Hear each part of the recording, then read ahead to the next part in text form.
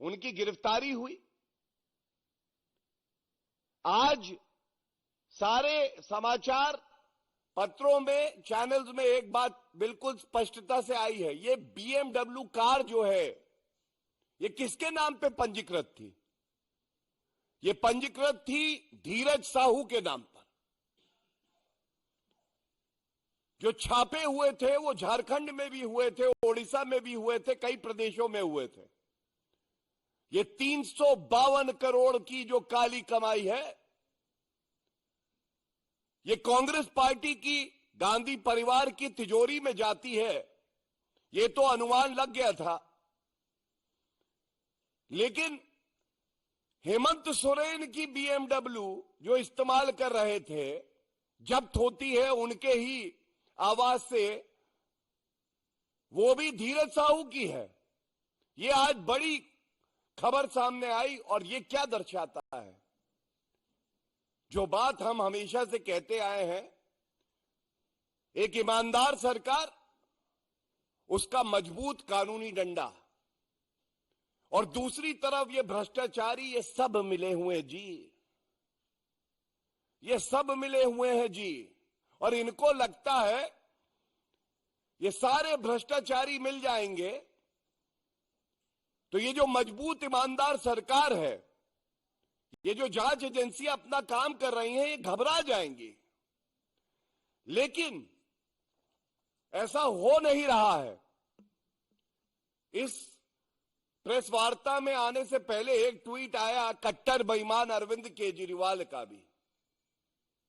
जब मैं कहता हूं कि ये सब मिले हुए हैं जी, तो ऐसे ही नहीं कहता हूं।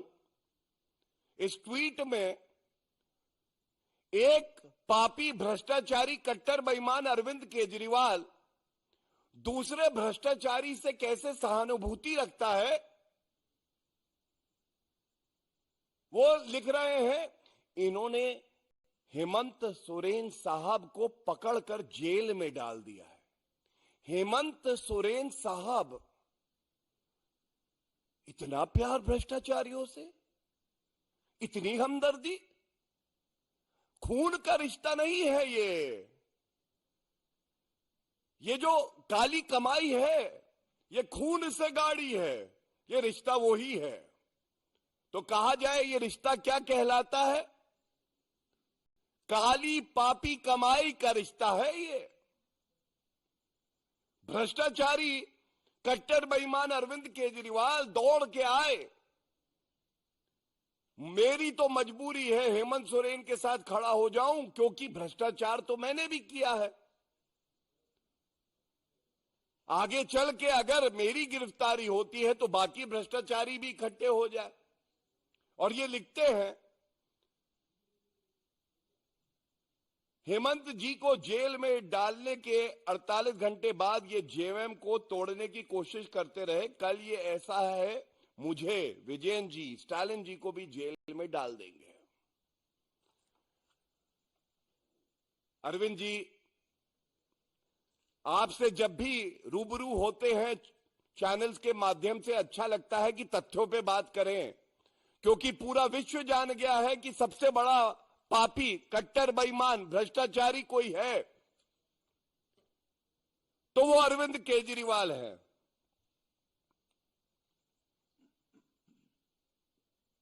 अरविंद केजरीवाल लिखते हैं, जेएमएम वाले महान हैं जो टूटे नहीं। महान हैं। 352 करोड़ रुपए की काली कमाई से BMW ली जाती है, उसका इस्तेमाल कर रहे, महान हैं। आदिवासियों की जमीन हड़प लेते हैं, महान हैं। माइनिंग का घोटाला कर देते हैं, महान हैं। और क्यों कहते हैं महान हैं? अरविंद केजरीवाल तो कट्टर ईमानदार बता रहे थे मनीष सिसोदिया जी को। यह बात अलग है, 1 साल होने को आ रहा है, मनीष सिसोदिया की बेल नहीं हो रही। सत्येंद्र जैन को भारत रत्न मिलना चाहिए था। वो पॉक्सो एक्यूज से जेल में मसाज करा रहे थे।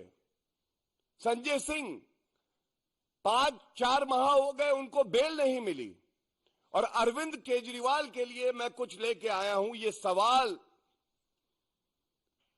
बड़ी मजबूती से हम लोग यहां रखेंगे। 10 समन जिसने ठुकरा दिए, कानून का पालन नहीं किया, वो जेल की सलाखों के पीछे सड़ रहा है और ईडी की रिमांड में है। उसको न्यायालय से कोई रिलीफ नहीं मिला है। 5 समन तक तो अरविंद केजरीवाल भी आ गए। अरविंद केजरीवाल जी लंबे लंबे लव लेटर जांच एजेंसी को लिख के कहते हैं, तुम्हारा ये जो समन है ये इलीगल है, क्योंकि मैं ही न्यायालय हूं, मैं ही कोर्ट हूं, मैं ही कानून हूं। वो कहते हैं इसको रिकॉल करो। लेकिन एक आदेश आया कल ईडी कोर्ट से, और यह दर्शाता है कि कानून की ताकत क्या है, और दूध का दूध और शराब की शराब हो जानी चाहिए। ये मेरे हाथ में है। अरविंद केजरीवाल जी से यह सवाल है, अरविंद जी, इस आदेश के आने के बाद जहां न्यायालय ने आपसे कहा है कि आप 17 फरवरी को न्यायालय में पेश हो, ये किसकी अर्जी थी? ये ईडी की अर्जी थी। न्यायालय कह रहा है, अरविंद केजरीवाल जी इधर उधर की बात ना कर, सामने आ। और मैं इसमें से 1-2 अंश जरूर आपके समक्ष रखना चाहूंगा। ये करारा थप्पड़ है उस गाल पर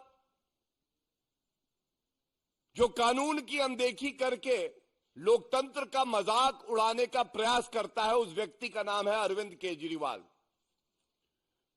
the court says, and I am quoting, by virtue of section 53 of the act, PMLA act, the respondent of the summons, the proposed accused, ये शब्दावली का इस्तेमाल अरविंद केजरीवाल के लिए किया गया है। The proposed accused was legally bound to attend in person, in pursuance of the same, but purportedly he failed to do so. क्या सारांश आया? संविधान की शपथ ली अरविंद केजरीवाल ने, मैं संविधान की रक्षा करूंगा, पालन करूंगा, कानून का पालन करूंगा। और वो व्यक्ति हमारे देश के कानून की अनदेखी करता है जब उसका कर्तव्य था, ये उसकी जिम्मेदारी थी कि वो ईडी के समक्ष पेश होके सारे मुश्किल सवालों के जवाब दे। भ्रष्टाचार किया है तो उत्तर तो देना पड़ेगा। और इसके साथ एक अहम टिप्पणी और करी गई है जिसमें स्पष्ट लिखा है कि जो दस्तावेज न्यायालय के समक्ष ईडी ने रखे हैं, यह बिल्कुल स्पष्ट हो जाता है कि 174 आईपीसी, किसी पब्लिक सर्वेंट का आदेश का पालन ना करना, यह भी एक ऑफेंस है इंडियन पीनल कोड में। प्रथम दृष्टया आप इसके भी दोषी हैं, यह भी इसमें स्पष्ट लिखा है। और अंत में आदेश दिया है जो मैंने बताया, 17 फरवरी कृपया करके न्यायालय के सामने आए। अब यह दर्शाता है 352 करोड़ धीरज साहू कांग्रेस पार्टी का भ्रष्टाचार। भ्रष्टाचार में तो कांग्रेस पार्टी का कोई सामी नहीं है। एक एक पाई जनता की जब तक वसूल नहीं लेते, चूस नहीं लेते, तब तक इनको शांति नहीं पड़ती। लेकिन इनका जो आपसी नेटवर्क है, जो भाईचारा है भ्रष्टाचारियों का, उसको उजागर आपके समक्ष कर रहे हैं। ये 352 करोड़ रुपए तो केवल एक झांकी थी, बाकी तो बहुत कुछ था। ये जो BMW आई, उसमें महंगी गाड़ी है, बताते हैं 1 करोड़ से ऊपर की गाड़ी है, ये इस्तेमाल कर रहे हैं हेमंत सोरेन, दूसरे भ्रष्टाचारी। तो तार जुड़ गया। कांग्रेस की काली कमाई जेएमएम तक आई, जेएमएम हेमंत सोरेन इस्तेमाल करते हैं, उनको बचाने अरविंद केजरीवाल कूद आ जाते हैं। मेरे साहब हेमंत सोरेन कितने पवित्र हैं, उनको परेशान कर रही है ईडी। और अरविंद केजरीवाल का मैंने आपको हाल बताया, जो खुद एक भगौड़े हैं, जो ईडी के समक्ष अपने आप को प्रस्तुत नहीं कर पा रहे, थर-थर कांप रहे हैं। लोग बताते हैं सर्दी में पसीना आ जाता है सामन देखते हैं, और सपने में उनके आते हैं मनीष सिसोदिया और संजय सिंह। भाई आप कब आओगे, हम इंतजार कर रहे हैं। 1 साल मनीष सिसोदिया बेल नहीं हुई, संजय सिंह 4 महीने, इंतजार नहीं करेंगे। किंगपिन बाहर है और दूसरे खिलाड़ियों को फंसा दिया।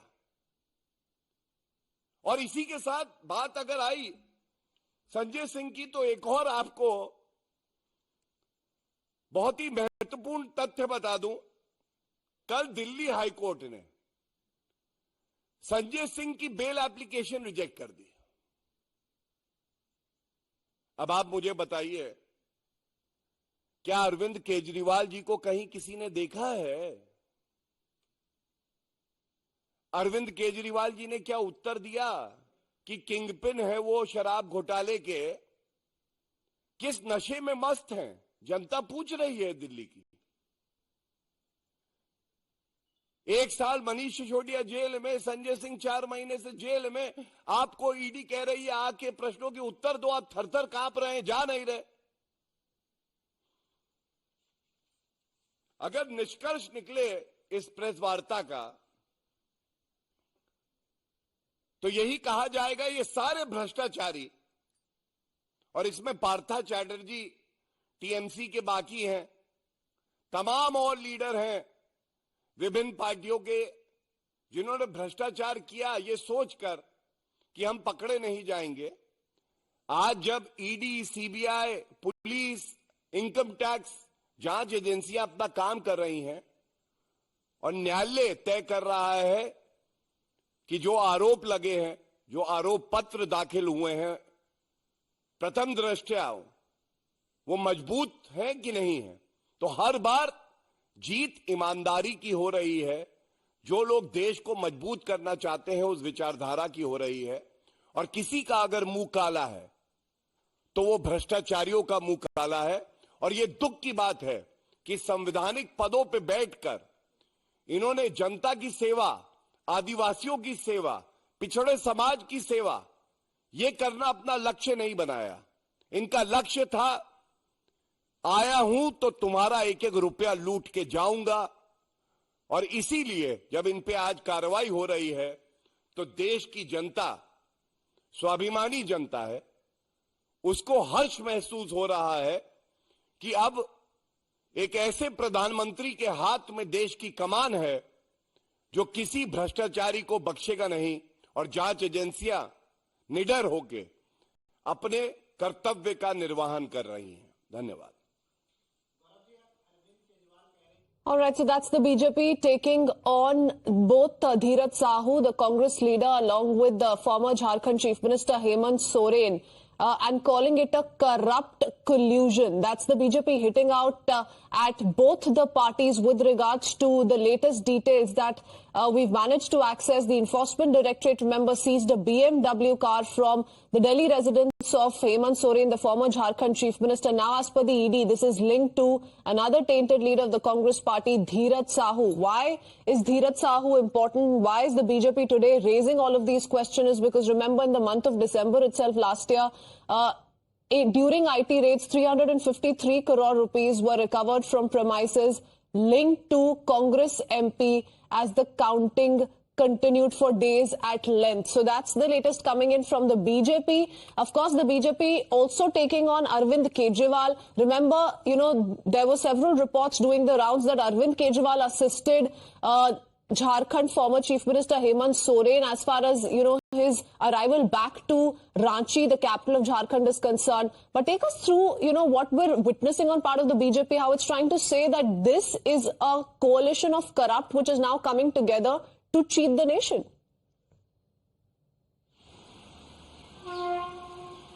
Well, Christine, as far as BJP is concerned, they are drawing parallels between Hemant Soren and Arvind Kejriwal, saying that both of them have been issued several summons and did not join the investigation. In case of Hemant Soren, the first summons were issued last August, and finally he joined the investigation in January, and then in a very dramatic manner, raids and searches were carried out in Delhi, and he reached Ranchi and then subsequently joined the investigation and was arrested during the course of 9 hours of questioning that happened on 30th of January. As far as Arvind Kejriwal is concerned, he did not join the investigation despite 5 summons being issued, and yesterday a Delhi court had taken cognizance of the Enforcement Directorate complaint which was in connection with the non-compliance of summons, and the court also said that if summons are issued under Section 50 of PMLA, one is duty bound to join the investigation.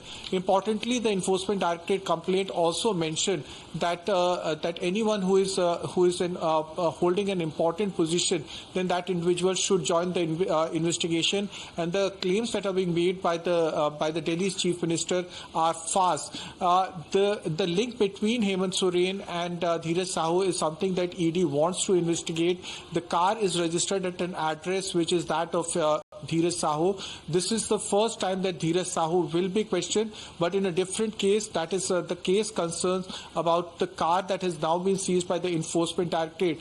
The Income Tax Department has already questioned some individuals who are associated with his liquor business, the huge amount of cash that has been seized from his premises. Remember, these searches went on for nearly 10 to 15 days, and this is the largest amount of cash that has ever been seized. That is around 351 crore rupees. One has to wait and see whether Dhiraj Sahu will be joining the investigation. ED has asked him to join the investigation on 10th of February at its Ranchi office on 10th of February. Importantly, the searches were carried out in Kadarpur, the house at which this BMW has been registered. But not only in Gurgaon these searches were carried out, but also at 2 locations in Calcutta. And ED has said that they are looking at possibility of an intricate network where Mr. Sahu could also be allegedly linked. So with, whether or not Mr. Dhiraj Sahu turns up remains to be seen. What also is something which we're watching out for is Arvind Kejriwal being summoned by the court for the 17th of February. He's going to have to appear before the judge as far as the ED complaint of non-compliance is concerned with regards to the 5 summons he skipped so far, as rightly pointed out by you. But interestingly, another reaction, Bhavtosh,